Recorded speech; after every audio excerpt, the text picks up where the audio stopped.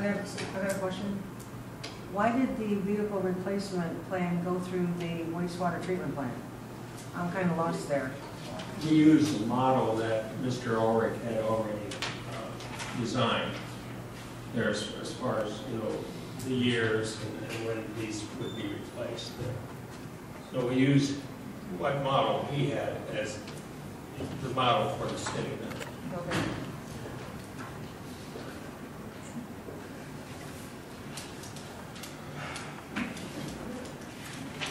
Anybody else? Yes. Okay, and the thing is, if we don't go along with this, within these 9 days, we have to come up with another plan, correct? Well, we can do. I don't know, I don't see an S on any one of our chests. I don't see it as a Superman. Oh, you've got one? Yeah, it's for it. I mean, 9 days to okay this, and if not, then we have to come up with a viable plan. Yeah. If the vehicle replacement plan comes out of the restoration plan, we can amend this plan later to include that. I guess another question I have, a follow-up, I'm sorry, I don't mean to hijack, but they're not particular boxes. I believe last time I was presented with numbers that showed me projections that if these things were implemented. Do we have those? All I see is the vehicle replacement program as my attachment. Numbers are the first ones. The numbers for the vehicle replacement plan. Not just the vehicle, I mean like, The whole plan, the 5 for everything. plan. You know, right now I have an email from Ms. Brown that will show me that if we do nothing, what the 5-year projections Right. are. And you know, this year we have an approximated $420,000 carryover. Next year, 2016, is going to be a $116,000 deficit, and at the end of 5 years, we're a little bit over $1 million in deficit, if I'm reading that correctly. How does this plan impact that? I don't have those numbers, and I guess that would be another argument. I have a plan, but no numbers. We'll have those numbers before Tuesday. Anyway, I talked with her late today. I guess then my follow-up is, Mr. Manson, with all due respect to the process, how can I possibly discuss any of this without knowing the financial impact? It's a fiscal recovery plan. I don't know the fiscal impact. How can, these are just words until I see the numbers. And that's kind of my concern as well, which means by Tuesday, which will be the 17th, I'll have 2 days to consider numbers. This doesn't add up to me as being a good time. I agree.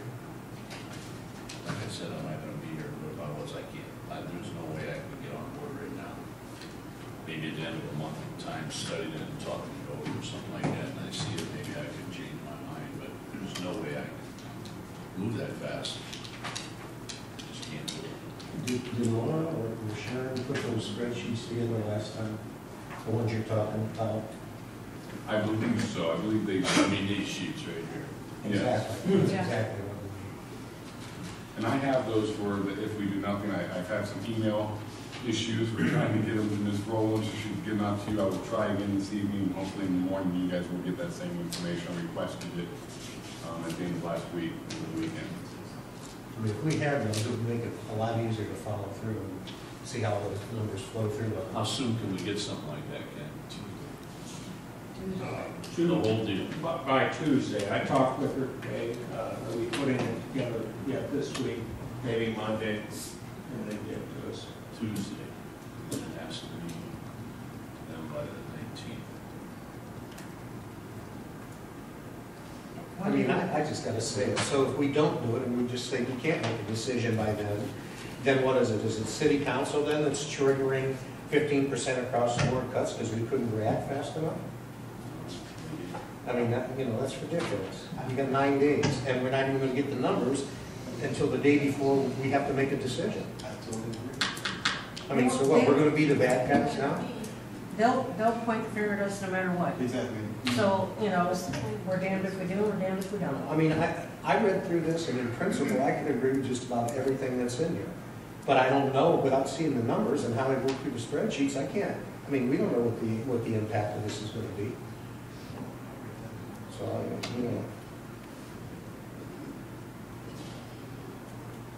So then why are we here basically tonight? We called the meeting to discuss this, and I kind of figured we'd have those spreadsheets, but All we needed to discuss what we already discussed. And you really can't discuss the budget until you know how this I is. mean, I'm not disagreeing that we need more information, but I mean, we needed to sit down and talk about this.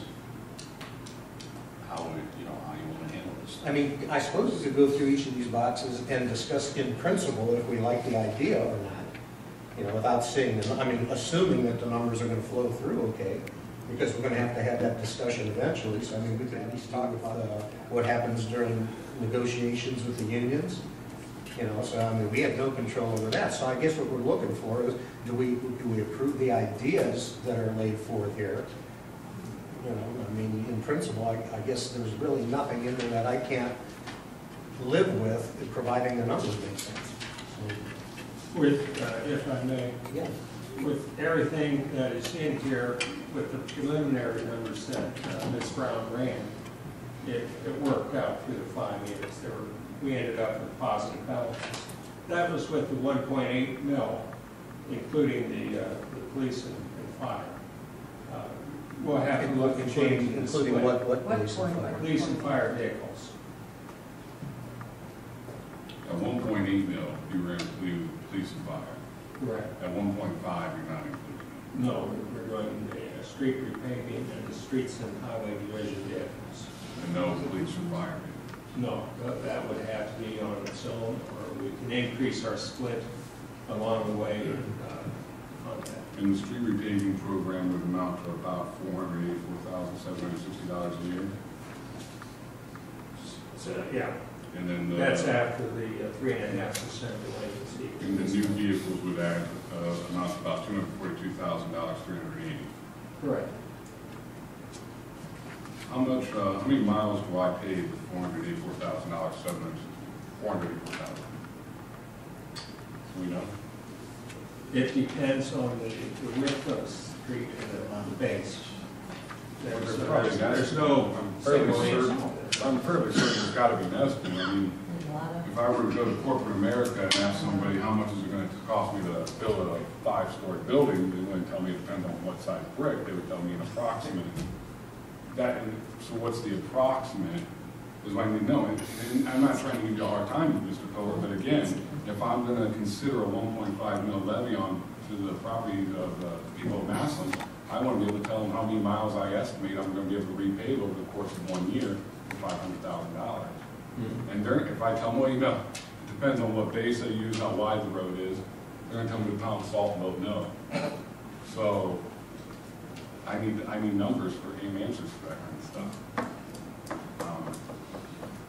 And I don't know if Tuesday will be good enough. Well, I spoke with several of the area associations in my neighborhood, and they're already saying no to the property tax. But I got the older population, they're retired, they're not hearing the property tax. So, I wonder how they would have done the income tax, since none of them would have had to pay it. I don't know the answer to that. Can we get that information from? If they voluntarily give it. Yeah. No, I'm talking about, oh, that's right. So, I don't know. I also had several calls yesterday morning in the paper, not gonna vote for it if we put it on the ballot. And I think it's a waste of money to put it on that ballot. And it's $52 per home of 100,000 per year.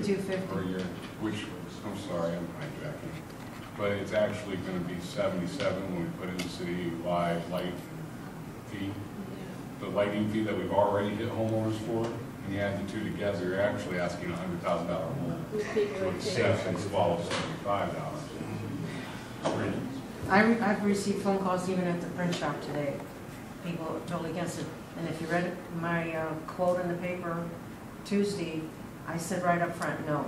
I will not be in favor of a property increase. We keep hammering, and I use the word hammer because that's what we're doing to the property owners. And if we're thinking that we want to bring new property owners into town, they're not going to move into Massillon. It's killing them. Taxes are killing them. The mayor was not behind, would not promote and work with us to pass the income tax levy, and that would have brought in a lot more money than this 1.5 mil. And I'm telling you right now, I will not support the levy. Well, and I also want to point out, why the heck are we waiting until the February 2016 special election when we have a huge general election coming up in the fall that's going to bring in multiple people. It's going to bring thousands of people out for that election, first off. Second off, we wait until February 2015, we're missing out on revenue. But if we pass anything in 2015, just in general, we could start getting collecting revenue in 2016. I'm not going to play this game while we wait until February 2016. We're reading between the lines here and know why it's February 2016. I don't like that. Why would we wait that long? We also have a school levy that's going to be on the ballot as well. Why would we ever pass up a big election? We shouldn't. Why should we? Absolutely not. Because I'm not people saying vote I with agree. conscience. I'm not saying I agree with the property tax at this point, but I'm also saying I'm not putting anything about February 2016 when we have a huge general election coming up in November. It should be on the general.